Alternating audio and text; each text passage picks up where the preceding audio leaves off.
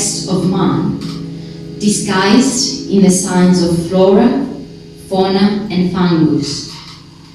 We read it in the course of the seasons and in the growth of life, grafting it into key narratives along the way.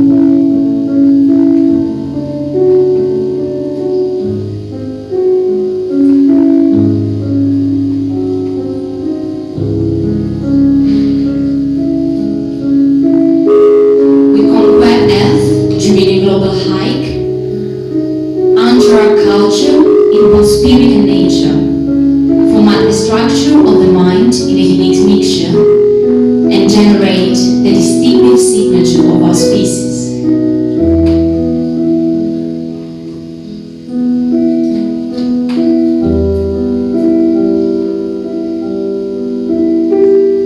We connect rites and habits with the traditions of our ancestors, mirroring the ancestry of generations in constellations of distant celestial bodies, interpreting the pulse of life in metaphysical manifestations.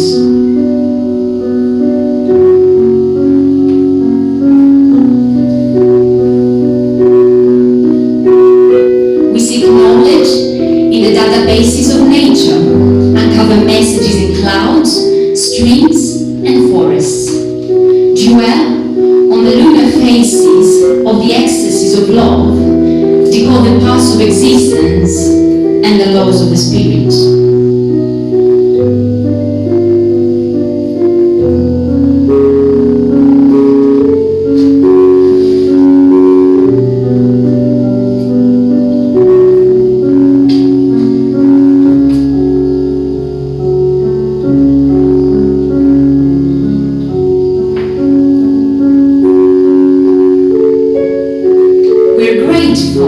For the sun and the rain, and the sight of lightning and the sound of thunder.